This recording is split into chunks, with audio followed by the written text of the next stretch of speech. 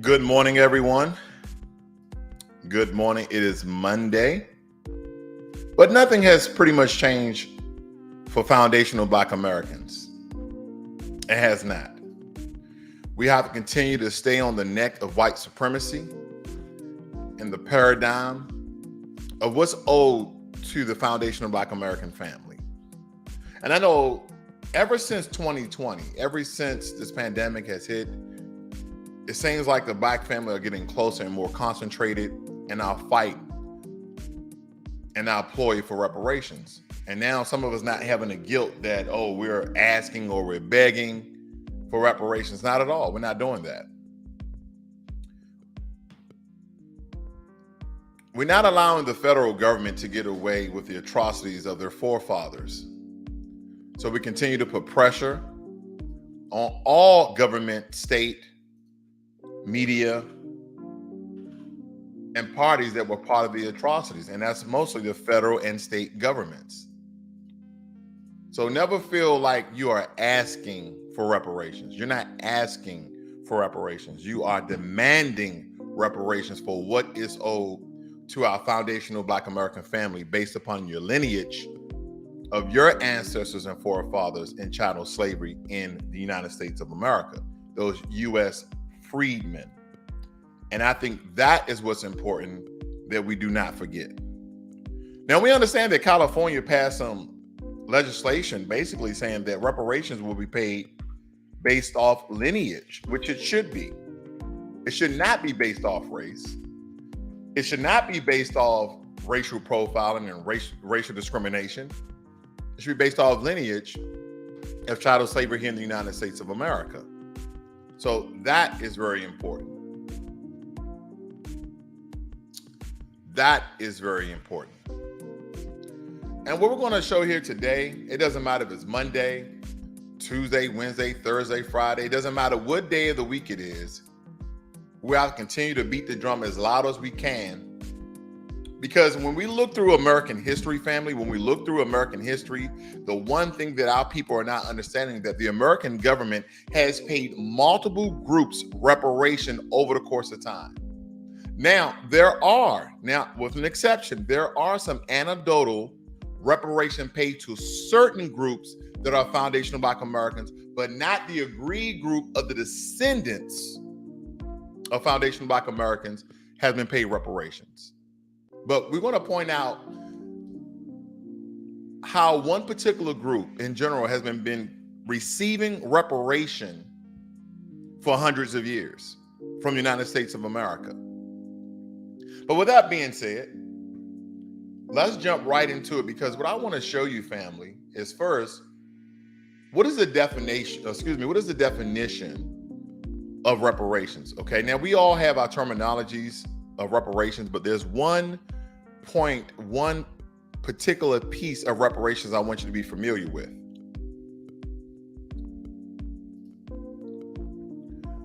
First, reparations is making amends for a wrong one has done by paying money. We're not going to focus on or otherwise helping those who have been wrong. No.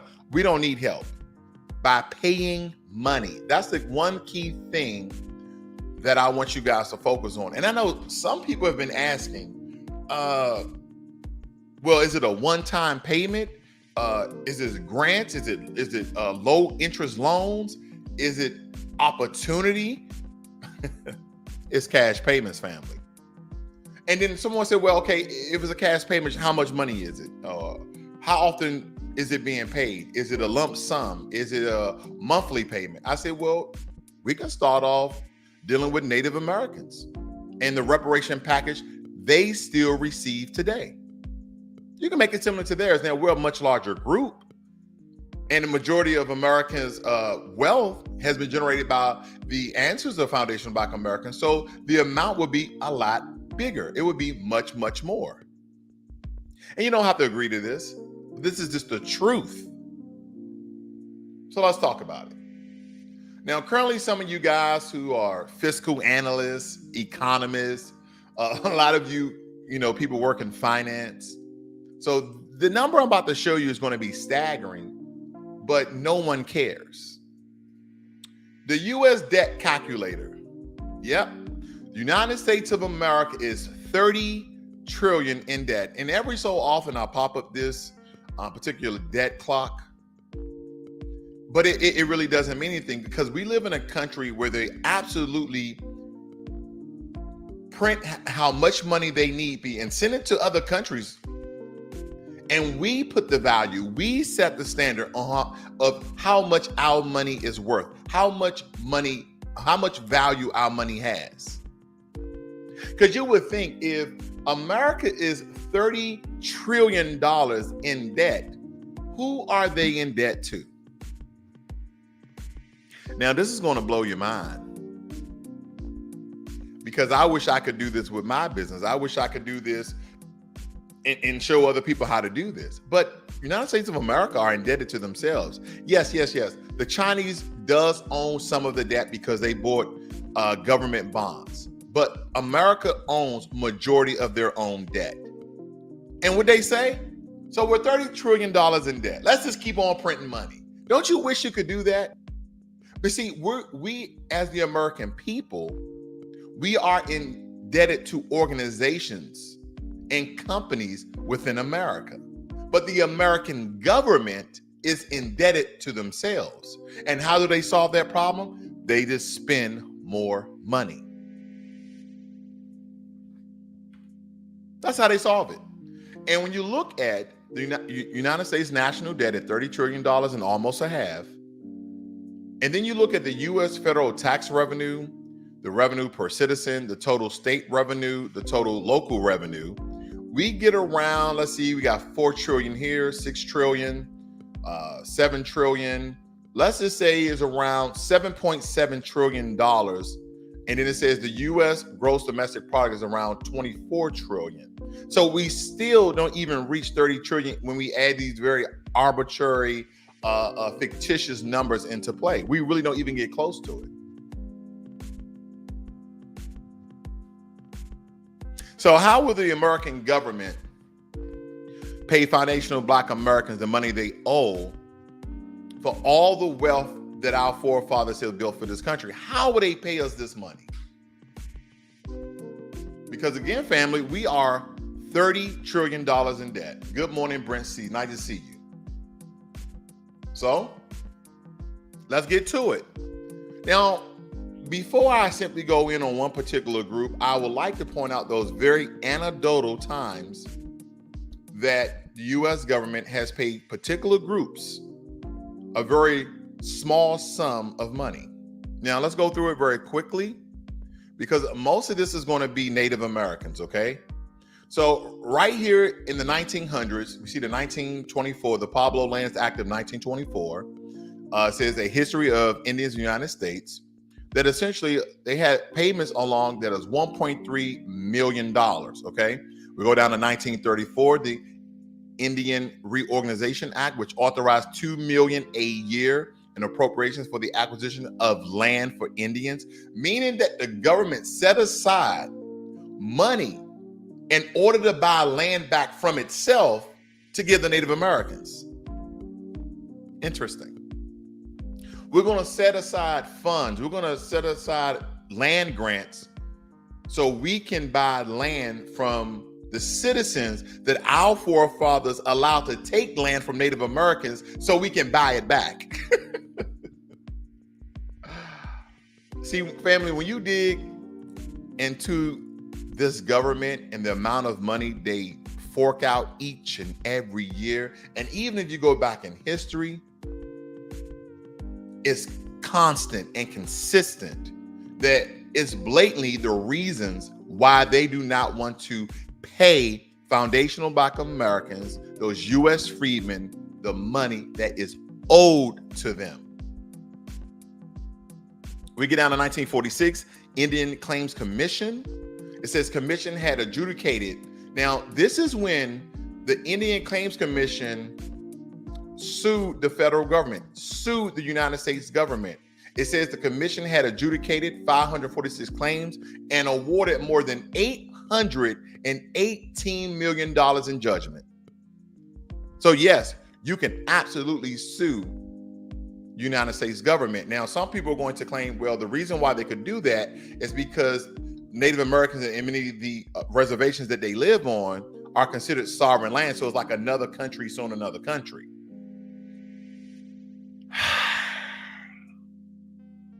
Yes, you can sue the federal government.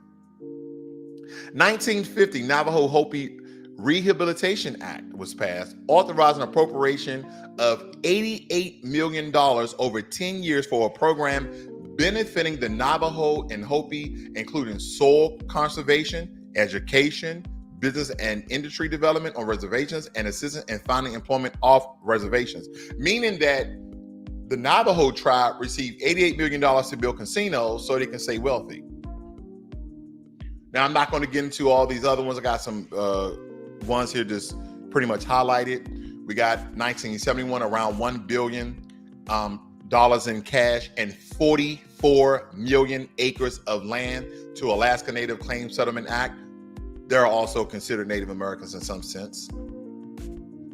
1980, 105 million sacks of South Dakota for seizure of their land. Now, this number here, 12.3 million Seminoles of Florida, they may have been mixed with some African Native, because we understand, I forgot the actual year family, but the Seminoles and the enslaved Africans that were brought over here kind of intermingled and mixed. As you notice, they probably noticed that. That's the reason why why the number is so low. Give me 1 second here. That's why the number is so low at 12.3 million. And it says here, now I wanted to point out some very anecdotal times where the state governments have given particular groups that has been wrong some form of reparations, right? The state of Florida approved $2.1 million for the living survivors of a 1923 racial program that resulted in multiple deaths and the decimation of the Black community in the town of Rosewood. We all seen that movie Rosewood, and a lot of you probably read about the history. But 1923, they did this in 1994. How many people you think survived living that long from 1923? The descendants of them. To the point where that 2.1 million really isn't any money of the time that the American government, still the American government, right? Florida State, nonetheless waited in order to pay those reparations. And family, I'm not going to bore you and tell you all the atrocities and all the money that the American government has forked out over the course of time. The list is too long because for some reason, we just believe that the American government just never pays out reparations to group. Yes, they do. We should definitely be pocket watching all the money that the U.S. government gives out each and every year. Yes, we should be pocket watching because it's kind of like this. And I've made this analogy before. If you borrow money, if someone borrows money from you, a family member or friend, most likely, and then you see them on social media or you guys even go out and they're spending money this frivolously, oh man, hey, can I borrow $250? Sure, man. And sometimes we may be inquisitive like myself, man, what's the money for? Man, had a rough time and I got to pay my bills, etc. Okay, man, here's $250. Go ahead and pay your bills, brother. Go ahead. Then what occurs? You see them on social media, you see them at a clothing store, you see them somewhere out to eat, and you feel like they're spending your money because they have not paid you your money. That's the way I feel.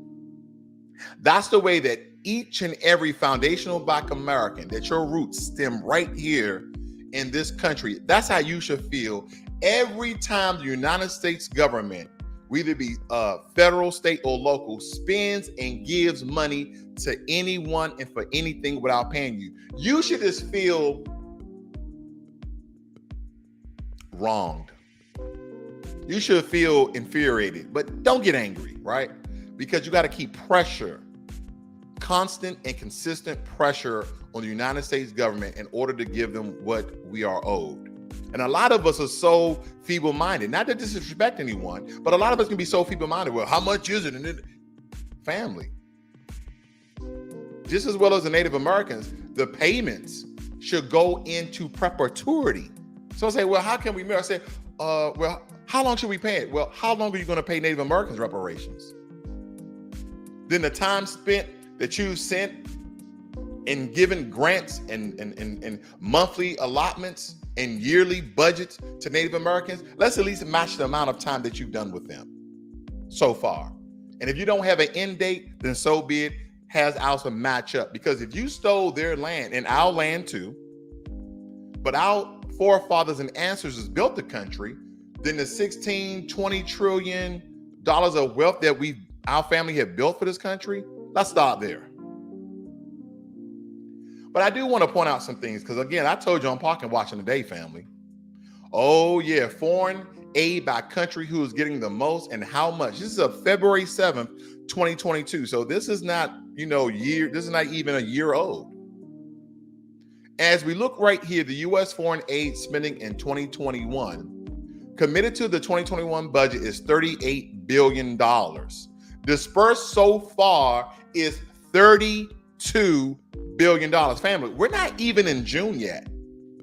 We haven't even reached June yet, and the American government has already forked out $32 billion of the $38 billion budget. That kind of tells me you have more month at the end of your money. You know what I'm saying? If I had a budget, I had a year to allocate, spend it, etc., before the new fiscal year in October hit, that means I have more time than I have money.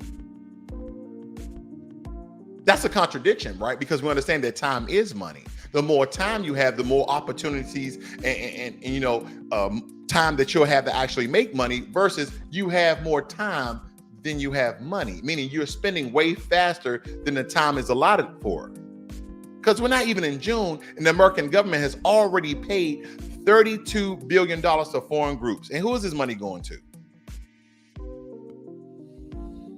Ethiopia, 1.13 billion. Jordan, 1.3 billion. Afghanistan, 860 million. South Sudan, 821 million. The Congo, 814 million. Yemen, 814 million. Nigeria, 803 million. Syria, 774 million. Sudan, 488 million. Somalia, 475 million. And Somalia is the same country that the U.S. government has just bombed in the last year, by the way. See, it amazes me, some of the atrocities and chaos we cause in other countries, we go directly in and we give them money to repair what we have destroyed. Well, family, you think a lot of times that Pookie and Ray Ray are just products of their environment? If we use these terminologies, if Pookie and Ray Ray, if Shaniqua and Keisha are products of their environment, then my question to you is, who invented the environment? See, the U.S. government has done nothing new under the sun. When we speak about the ghettos and projects, they took that from Hitler. They knew when Hitler imposed those conditions on the Jews over in Europe, they knew that it would work because it was an experiment that yield huge results. See, family, man, so much to unpack here. This taken for some of the history that I read about the Jewish culture pre-World War, was it World War I, World War II? I'm kind of, wherever Hitler, I think it was World War II. But nonetheless, pre-World War II, Jews were very peaceful people just like us. They put Jews in these conditions, in these ghettos, have them living very close to one another, on top of one another, and they took their resources, they took their opportunities. And Jews became very, very violent against each other. See, this is some of the things that people really don't want to talk about, because Jewish people are very powerful, influential, and rich people. But they know their history. And I'm not saying nothing about the Holocaust. We knew that over 6 million Jews got killed, tortured, maimed, you name, everything occurred to their group. So whatever they received, that is what they should receive and more, just like any other group, especially from Germany. But here's the thing, family. Have you noticed in the system of white supremacy, they never talk about foundational Black Americans prior to Jim Crow? prior to slavery. They would like to believe that we were some primate and that we were just worn in Africa from region to region before they made intercontinental lines in order us to essentially kill off one another. A lot of those African regions during the time, did they have conflict? Just like they did in Europe, but not on the same level. They treated one another with dignity and respect, even in war. But see, ever since quote unquote, Jim Crow has expired to a certain degree, but we know that we're still living in modern day Jim Crow. They will have you believe that Black people are inherently violent. So we are so inherently violent. Why wasn't we violent in slavery? Why was we violent in Jim Crow? And yeah, we can point out some very anecdotal groups, like most famous Nat Turner, that had uprisings and revolts, but not to the point where we all came together to be violent and kill off our white slave masters, those white supremacists who kept us in chains and bondage and did all these atrocious things to, our people. No, we didn't do that. We didn't come together in those sense, because this was a very complicated, complex, intelligent plan to first keep us separated, to first manipulate our minds so we fight one another, conquer, and divide. And they gave some of our people certain positions, and you see this in modern day times where you see your coons and sambos. They gave them certain positions, they gave them certain authorities, so we can never be jailed together and overthrow them. Because there were slave colonies where slaves outnumber the white population in that town, the white population sometimes even in the state. And when they saw these numbers to grow, we feel an uprising coming. So they started to divide us. But not to get too much on slavery, not to get much, I really want to focus on the money here today, because I don't want to lose my train of thought. So we already point out some of the foreign countries that America has given $32 billion thus far. And of course, this number is probably already changed, because now we are in April, about to head into May. So let me move on, because they already have the projected numbers. The U.S. government has already released the projected numbers of how much money we're going to give out next year. And again, I have to keep this in the forefront of your mind. Yep. Again, for those who are very visual, we are $30 trillion in debt. I know there's a lot going on here, family. Look to your top left. U.S. national debt is $30 trillion. Okay? So I just want to keep that into perspective as we go along here. Now, we see the $38 billion that's already allocated for this year right here. So let's look towards to 2023. The budget. And this is coming from usaid.gov. So this is a federal government website. So they are essentially snitching on themselves. Man, I tell you, the 2023 budget request for the State Department, United States Agency for International Development, is $60.4 billion, which includes $29.4 billion for USAID fully and partial managed accounts. And some of you are like, oh man, there's got a lot of things, a lot of legislation and bills that need to be passed. It'll get passed. It'll get passed. Don't worry about that. And then this highlights some of the areas that the money is going to. Can I just read some of these off just for, shits and giggles? Intensifies our fight against corruption, $100 million. Reiterates democracy, human rights, and governance, $2.6 billion. What does this mean? Provide tools to push back against digital repression and disinformation. I'm sorry, it's not funny, but it's hilarious as hell. Provides critical humanitarian assistance, $10.5 billion, including $6.4 billion in U.S. aid administering humanitarian assistance to respond to record high humanitarian needs due to new and protracted conflicts around the world. The reason why this one is so important, because this money, this $10.5 billion is going to whom? Let me tell you, it's going to Afghanis, and Ukrainians. Absolutely. That's the whole humanitarian assistance. Where the money is coming from. It's coming from the American government. Well, how can we afford this, Ross, if we're $30 trillion in debt? Dude, we're indebted to ourselves and we can print our own money, and no one can tell us that our economy is bad because we control our own economy. We control our own money. We print our own money. We did it back in 1971 when President Nixon took us off the gold standard and put us on the fiat standard, meaning that we run off a system of debt, meaning we can just print money and spend money in perpetuity and not really owe anyone anything. China can buy as many as bonds as they want because the U.S. government like, what y'all gonna do?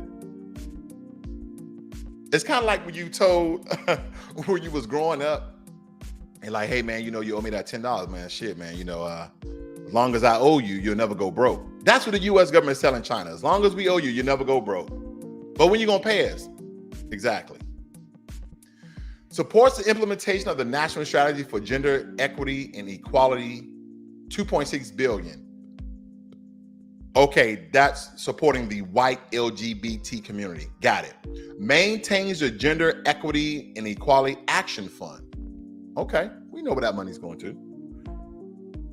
Invest in the U.S. direct hire workforce with funding at $1.7 billion. Increases U.S. aid and state programming to address the climate crisis to $2.3 billion. I know a lot of you environmentalists, you guys are loving this. Cut the check. Cut the check. Because you know what I'm going to say? I'm going to say damn all this. I'm going to say damn funding to LGBTQ. That's right, I said it. Damn money to save the climate, save the environment. Damn to foreign groups. Just cut the check and then you can do whatever you want to do with the rest of the money. Because here's the thing. They're like, oh, as we look at the fiscal spending budget, as we look at the budget, we can't really fathom giving foundational Black Americans reparation. You guys are talking about $20 trillion. Even though in the past 3 years, we probably already given that out to different groups around the world. But to give it to one group, it's not like we give money like that to one group. No, we haven't done that. And listen, family, I'm not saying that any of these groups don't need the money. I'm just saying, damn all that. Because here's the thing. When someone owes you money, take for instance, you work for Apple. Apple files for bankruptcy, but they owe you one last check and possibly a severance pay. Right? The only way you're going to team up with other people if it helps you to fight Apple in order to get your money, right? But if everybody else is getting theirs already, you can care less of the future payments on what they receive because you're talking about getting your money right now because you have not been paid. Does that make sense? Hopefully that makes sense to somebody. They have already been getting their payments. They've already been getting funded. They've already been getting scholarships and grants. We have yet to receive one iota. So damn all that, give us ours. And I mean, give us what you owe to put things in perspective, not just, give us a lot of free money. No. Give us what you owe. Then you're going to have naysayers. You're going to have white supremacists. You're going to have some white supremacists in blackface. We call them coons and sambos.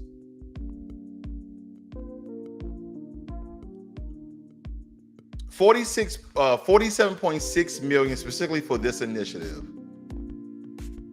Strengthen U.S. aid ability to partner with new, non-traditional, and diverse actors.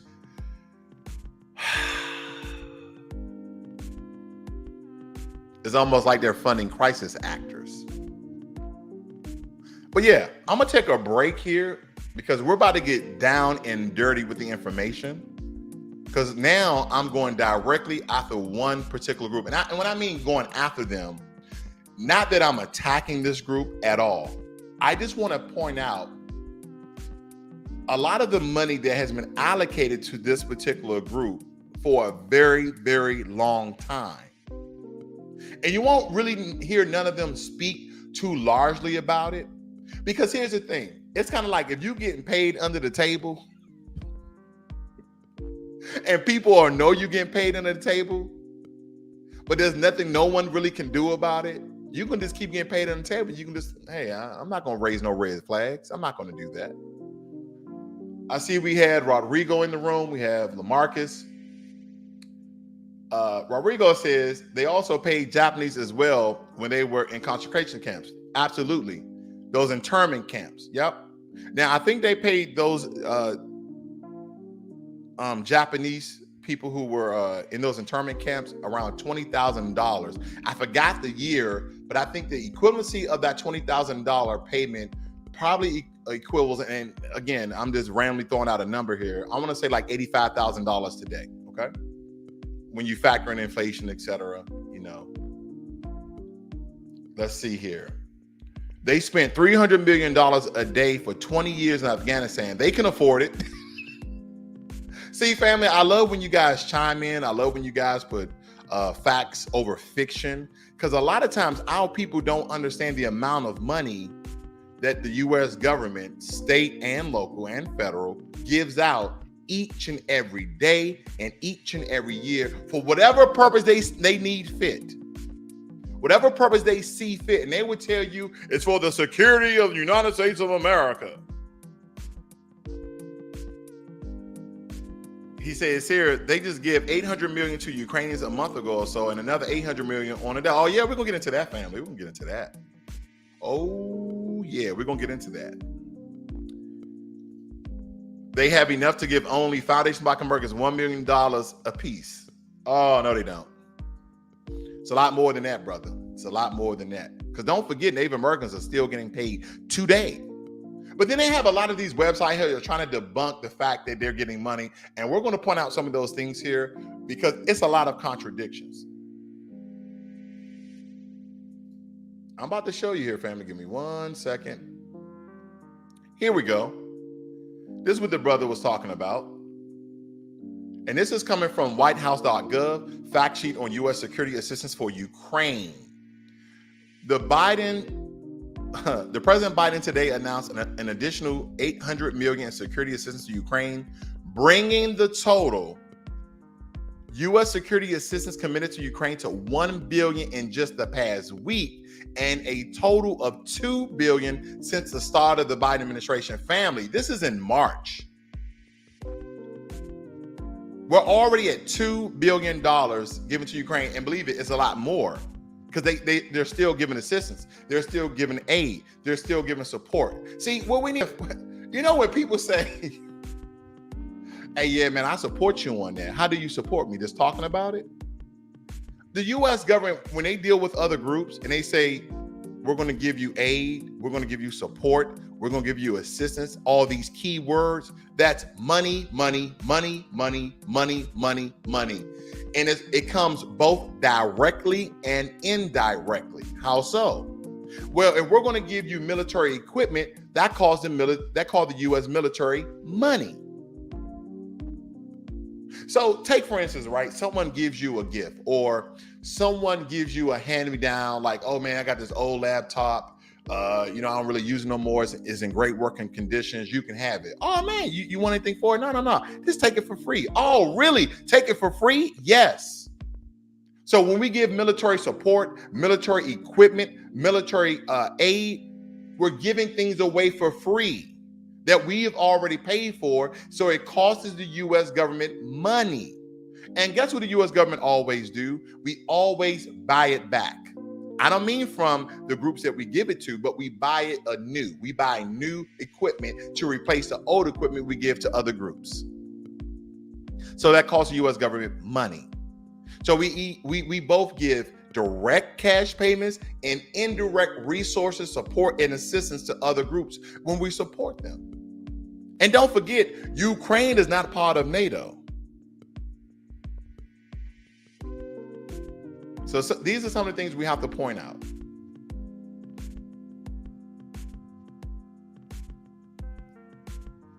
These are some of the things that we need to point out. And Rodrigo says, hey, the Bay Area is giving, excuse me.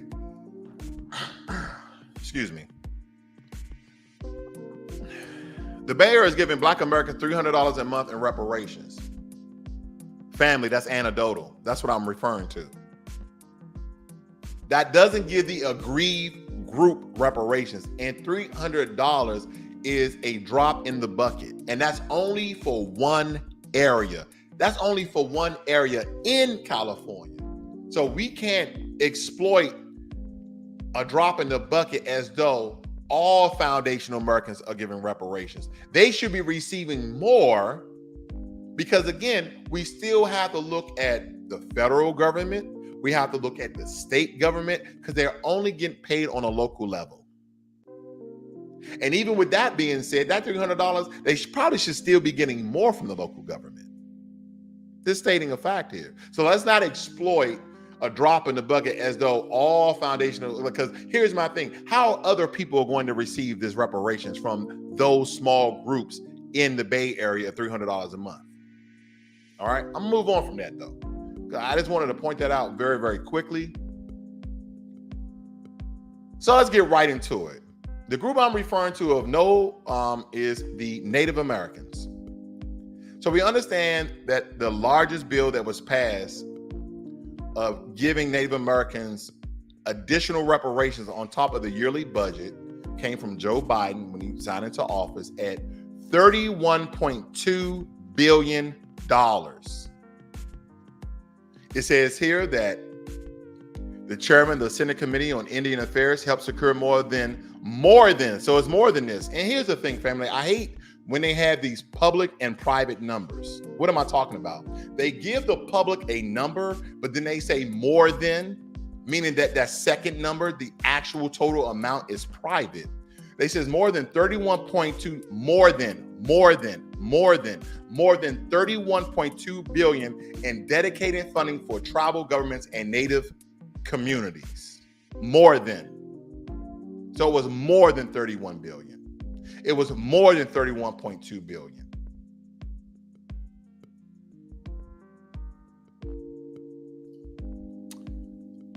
So let's do some fact checking here. Let's go deeper inside of pocket watching the Native American community. And again, this is not to demonize the Native American community. They're getting what they are owed from the U.S. government. I'm not hating. I'm just saying we are owed money, and it's not even a matter of deserve, because some people are like, oh, we deserve this.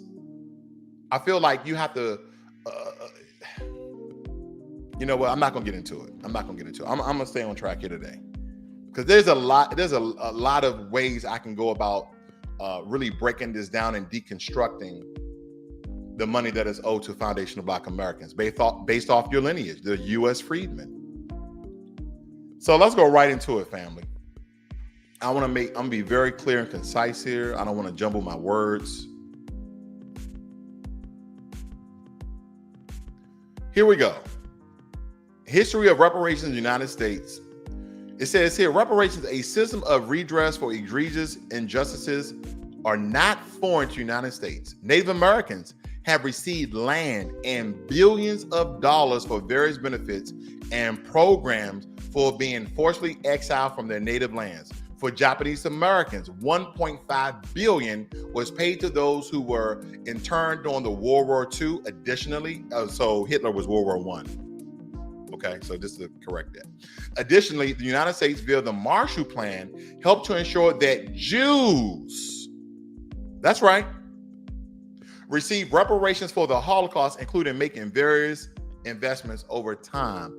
In 1952, West Germany, as should they pay, and even more so than that, agreed to pay 3.45 billion Dutch marks to Holocaust survivors, which Germany is still paying more money than ever, as they should, for the atrocity that their government at the time, under Hitler, killed all of those Jewish peoples and done all of those crazy, chaotic, sick experiments on, and they should still be receiving reparations as well. But family, I can understand Germany paying reparations. The Marshall Plan helped to ensure that Jews receive reparations for the Holocaust. But did you know that under Obama, that Jewish people received reparations under Obama? directly from the U.S. government. But foundational Black Americans, those United States freedmen, lineage-based, have not received any reparations from the United States federal government. Did you know that? Let me move on.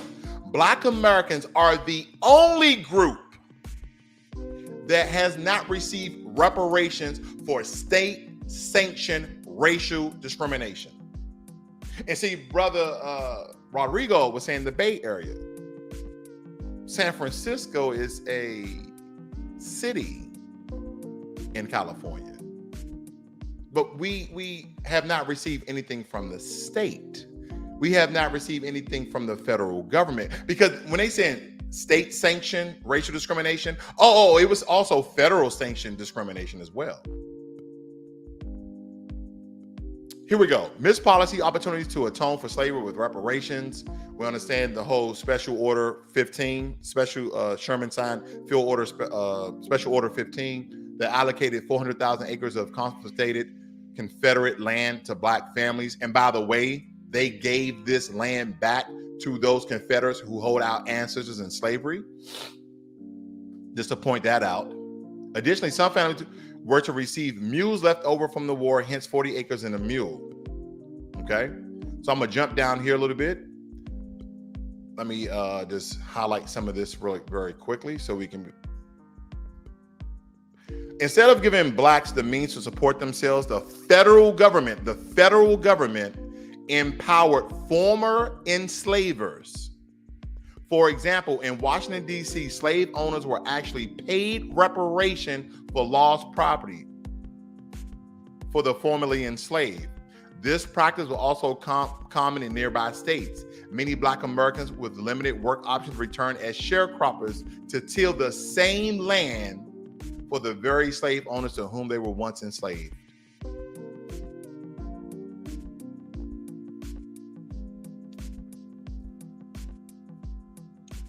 I don't want to dive too deep into this document, family, because I have one more that we're going to really pick apart. But I wanted to kind of give you a foundation to go off of.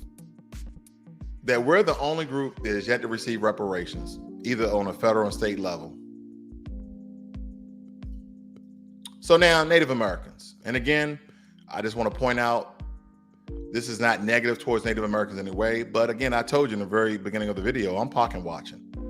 I'm seeing all the money that foreign groups, international groups, groups within America are receiving money. I didn't even get into political affiliated groups that keep certain people in power, that the federal government forks out money for, all the different departments, slush funds, etc. That's why I said my mind has all these thoughts. I have all these things going on in my mind. I'm trying to pinpoint. I'm trying to be better. I'm looking at some other YouTubers. They can pinpoint very, very well. And me, sometimes I'm all across the board. So I'm trying to really stay on track here. So just follow me, please. Follow me. Let's get into it. All right. How much money does a Native American get from the government, right? I found a really good website to point out a lot of these things for me. It said it comes to about $20 billion a year. How much does the government pay Native Americans? It says here that the Department of Interior, United States Attorney General announced this week. And again, this is from November 10th, 2021. November 10th, 2021. That the federal government will pay 17 Native American tribes $492 million, settling claims that the government mismanaged tribal resources for the year. And again, do not forget about the $31 billion. And also, the United States government also gives 500 plus federal recognized Native American tribes $2 billion a year on top of the $31 billion. And then these 17, $492 million. Oh yeah, there's a lot of money coming out the U.S. government to Native American tribes. Oh yeah, we're gonna point out some things here today, family. How much money do natives get when they turn 18? Family, what if your son or daughter could receive $25,000 when they turn 18, and then another $25,000 when they turn 21, and then another $25,000 when they turn 25? How much do they receive when they turn 18? $25,000. Here's a good one, and we got to dive into this one because they're going to contradict themselves later. Do Indians pay taxes? All Indians are subject You see that? Do Indians pay taxes? Yes or no? Yes or no? No. All Indians are subject to federal income taxes as sovereign entities. Tribal governments have the power to levy taxes on reservation lands. However, whenever a member of an Indian tribe conducts business on the reservation, that person, like everyone else, pays both state and local tax. So what are you saying? If they're on reservations, they don't pay taxes? Okay. Do natives get free money? Indigenous staffing levels are also low, with 0.8% of all full-time equivalent academic staff and 1.2% of general university staff being Aboriginal. And it says they do not receive free payments because they are indigenous, nor are they exempt from doing the work. And we're going to see a lot of contradictions here, family. So they don't get free payments, quote unquote, okay? How much money do Native Americans get a month? Members of some Native American tribes receive cash payouts from gaming revenue. These casinos that the U.S. government had allowed them to build and are very, very wealthy. Because some people are, oh, they didn't allow it. They on sovereign land. Who's giving Native Americans the sovereign land to build casinos on? Okay, touche. The Santanese Band of the Indians, for example, has paid its members $30,000 per month from casino earnings. Other tribes send out more modest annual checks of 1,000 or less. So they're getting revenue, gaming revenue, from the casinos of the land that the American government has given to them because they exiled them from their land during the time of colonization of America. Now, I wonder, what would Foundation of Black Americans get? Because they've been receiving grants, they've been receiving cash payments, they've been receiving all sorts of resources from the federal government. But again, we're the only group that has not. Now, here's a contradiction, family. Do Aboriginal pay taxes under Section 87 and 90 of the Indian Act? It says, status Indians do not pay federal or principal tax on their personal and real property that is on a reserve. As income is considered personal property, status Indians who work on a reserve do not pay federal or local or state taxes on their employment income. So by living on a reservation and being, on the Indian strolls, so to speak, you don't pay taxes. And again, if they come off the reservation, they pay taxes. But don't forget, these reservations are what? Sovereign land. They're considered their own country within a country. Do Native Americans get free college? The American Indian Education Fund. This is a program that annually funds 250 scholarships, as well as college grants, laptops, and other supplies for Indian students. Family, when I was in Washington State, now Washington State, of course, has a lot of Native American tribes. I stumbled through a lot of those schools. Did you know that Native American schools are funded by the federal government?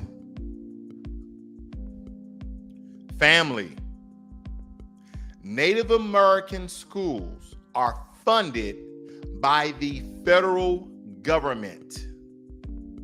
When I was going on the school grounds, I didn't really even know that I was on tribal land, right? Because the school looked new, it looked fresh, it was better than any black school I ever went to, even my high school.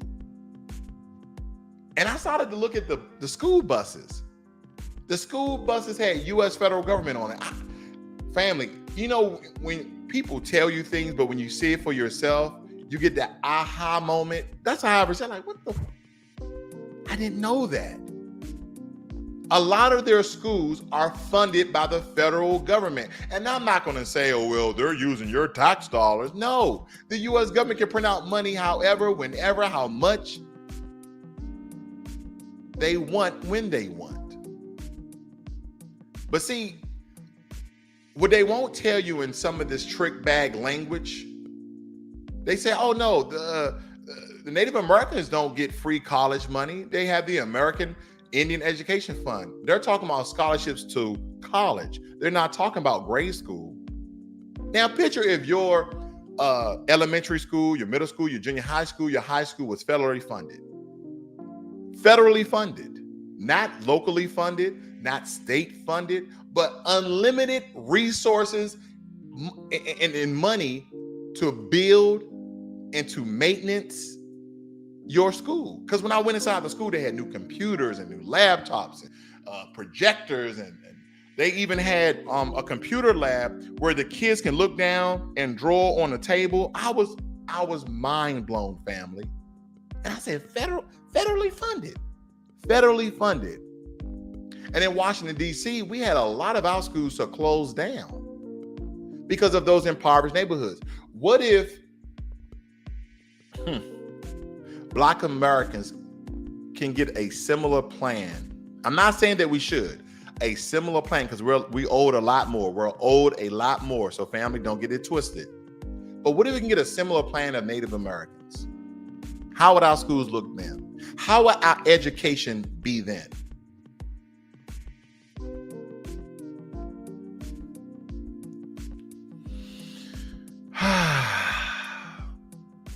What Indian tribe is the richest? And family, in case any Native Americans are listening or watching, please excuse me because I do not know how to pronounce some American and English words, let alone, Native American words here in different languages and dialects. So please, I do apologize in advance here. So the Chakopee tribe to be the richest tribe in American history as measured by individual personal wealth, each adult, according to court records and confirmed by one tribal member, receives a monthly payment of around $84,000 or $1 million a year. Can we get something similar? U.S. federal government? Can we get something similar? Can we get $84,000 a month? Can we get $90,000 a month? How much money do you get for being Cherokee? That's a popular tribe, right? A Cherokee born today will stand to receive at least $168,000 when he or she turns 18. The tribe pays for financial training classes for both high school students and adults. It is not a requirement that tribal members drawing checks live on the reservation, though approximately 10,000 do. So you mean to tell me I can get $168,000 and I don't have to live in a reservation, and you still give me, you still pay for financial training classes? So I know how to manage and budget the money. When I turn 18, $168,000. Family, picture your 18-year-old receiving $168,000. You wouldn't have to worry about college. You probably wouldn't have to worry about getting them a car to travel to and fro. And they would know how to manage the money. I'm not saying we should have the exact plan because our numbers should definitely be inflated a lot more. Now, some of these arbitrary questions they asked here, I'm just going to skip over. I know that it will debunk a lot of the myths, but if you want to check this out, this information is coming from the infinitekitchen.com, so you guys can go there and check it out. How much Native American blood do you need to get benefits? Some tribes require as much as 25%. Unfortunately, I'm only 2%. So I have to really lean on the Foundation Black American side, because I can tell you this: if I was 25% Native Americans, I'll be beating the drum. I will receiving my money from the Native American Indian Affairs Bureau or through the federal government, and I'll still be beating the drum that I'm Foundation Black American, because a lot of Foundation Black Americans, family, you guys have a lot of Native American blood or quote unquote American Indian blood, but it may not be 25%. Now, through the years, it used to be 1%. If you had 1%, if you could prove 1% that you were Native American, you will receive a lot of these, direct cash payments, a lot of these assistance, a lot of resources, even live on the reservations and be tax-free. And they continue throughout the years to raise this amount to a point where they're like, well, majority of Foundation Black Americans are nowhere near 25%. The most you'll probably get is around 10%, let alone 12%.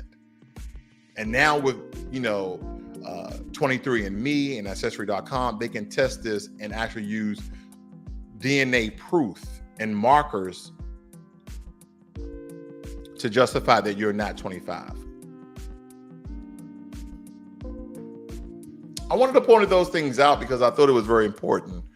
And not to say Native Americans don't deserve the amount of money they're getting. I'm not saying that. They deserve every damn penny. I'm just saying we deserve a lot more. Because anytime people speak about reparations and you do compare and contrast of other groups, some people are like, oh, you think their reparations will stop so you can get your reparations. No, not at all. Not at all. I'm only pocket watching to say, hey, look what you're doing over here, but you're not doing nothing over here. That's important.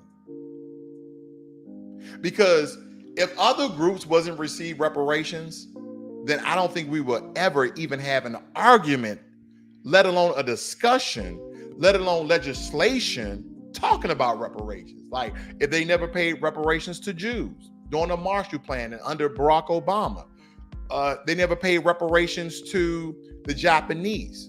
They never paid reparations to Irish people. They never paid reparations to all these foreign governments of countries we bombed and destroyed and undercutting and undermined. All the money we give out this year, $38 billion, next year, $60 billion. We probably would never have an argument if they never paid reparations and grants to these other groups. But we do, because we see that consistently the U.S. federal government continues to give out reparations to all these groups.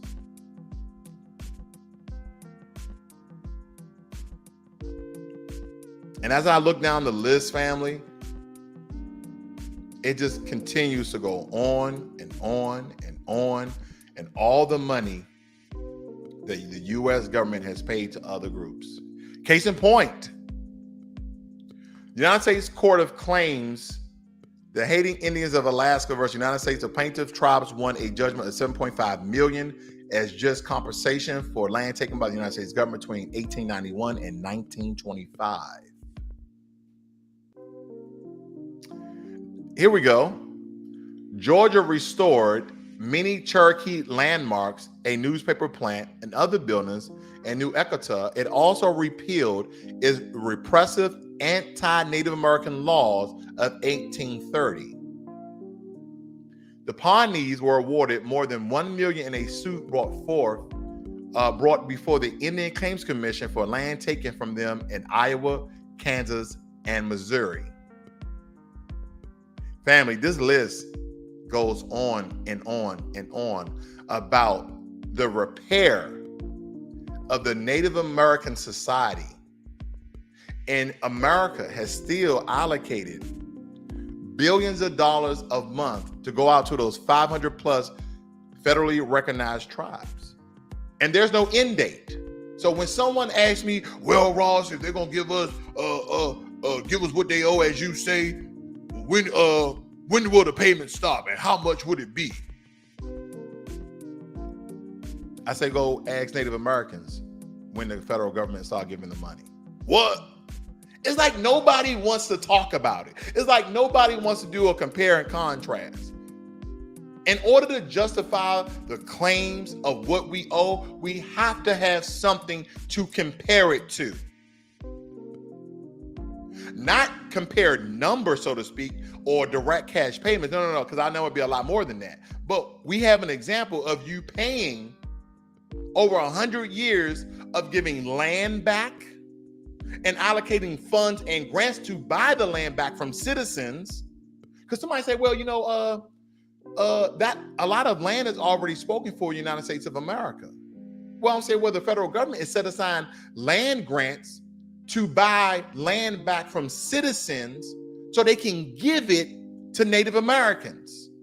Because most people, like here in Texas, right across the street from my community, there was a farm. Keyword was. Now they're leasing multifamily homes.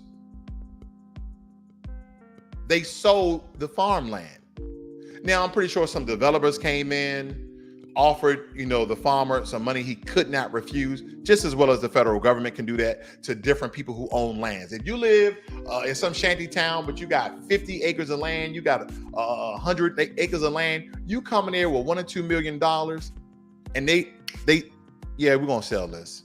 We ain't doing that with the land anyway. We're not even sharecroppers no more. We don't even till the land. They will sell their land. That's what the American government done for Native Americans for a very long time. They went in to private citizens' land. They say, hey, we're trying to buy this land for Native Americans of the land we stole from them, but we're willing to give you an offer. We know that your land is only worth, let's say your land is worth 1.2 million. We're willing to give you $5 million. How does that sound? That sounds like we moving. That's what it sounds like. So don't tell me they can't do it, family. Don't tell me they can't do it, because they can. All right, I'm going to read some of your notes here. Let's see here. We got Voltrex in here. I don't know what he's talking about. Lamarcus says, what's sad is when these celebrities like Diddy say go out and vote instead of telling the White House to give us reparation, and then they will vote. Absolutely. We can't look at entertainers, actors and actresses and athletes. We can't look at them leaders in the Black community. We can't. See, we have to stay on code. We have a plan. We have an agenda in place, and we shouldn't prop up one person more than the other, because if you notice, family, history tells the truth more than anything else. When we prop up a Black leader, who should be our next Black leader? It should be Louis Farrakhan. Who should be our next Black leader? It should be Dr. Boyce Watkins. Who should be our next Black leader? It should be Jason Black. It should be Tariq Nasheed. It should be Dr. Claude Anderson. No, family. When we prop up certain people, they assassinate them. They kill them. If you notice that, family.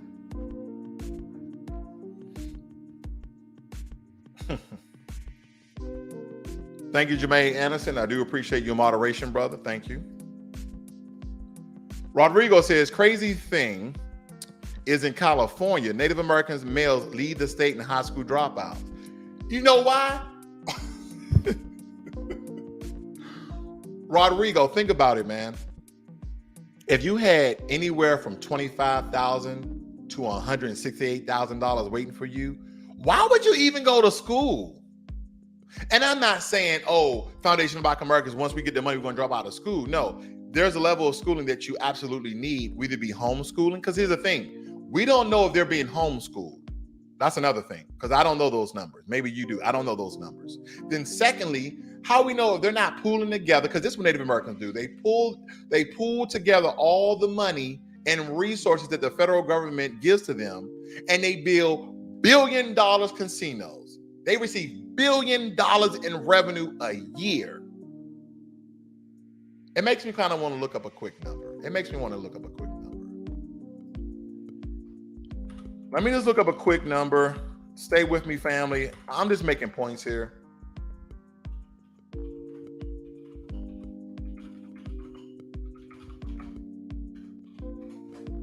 I just have to look at this very, very quickly, because we have to look at the billions of dollars that casinos make a day, because that money was funded by the federal government.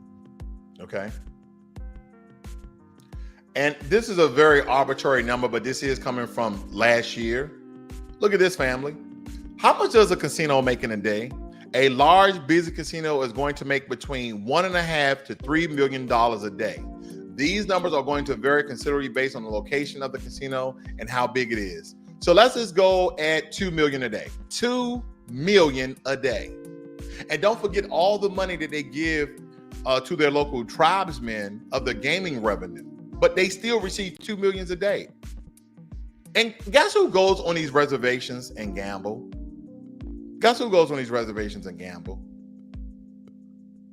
Everybody. Black, white, Hispanic, Native American, Asian. Everybody goes to casino and gamble.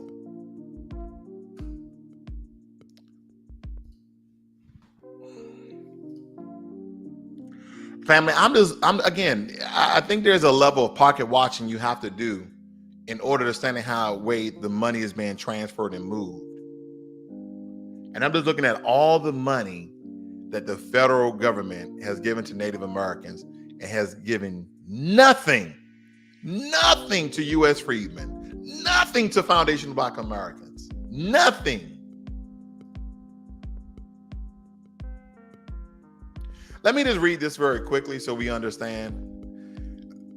Do casinos ever lose money? Games of no chance. Math is a universal language and it rarely ever lies. Each game you play at a casino has a statistical probability against you winning every single time. While the house advantage varies for each game, it ultimately helps to ensure that over time, the casino won't lose money to gamblers. No, casinos don't lose money.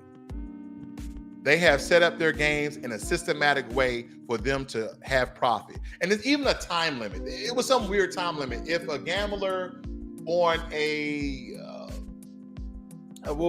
slot machine or at a table plays more than 35 minutes, the casino profit revenue of that person over 35-minute time period is like some number, like, let's just say $1,000 or something. Come on, family. All right, last thing here.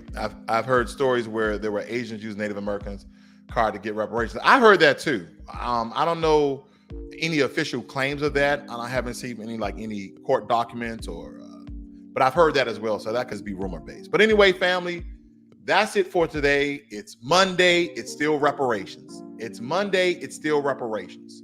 Do not let any of your friends, family, coons, Sambos, Democratic, Republican shills to tell you otherwise, that this government owes you and your family reparations. If you are if you are a descendant of a U.S. freedman, if you are a descendant and you're a foundational Black American and your family roots stem here of the slave fields of the American South and the American North, and a product of chattel slavery, then you are owed reparations. You guys have a great, wonderful day. I'm out.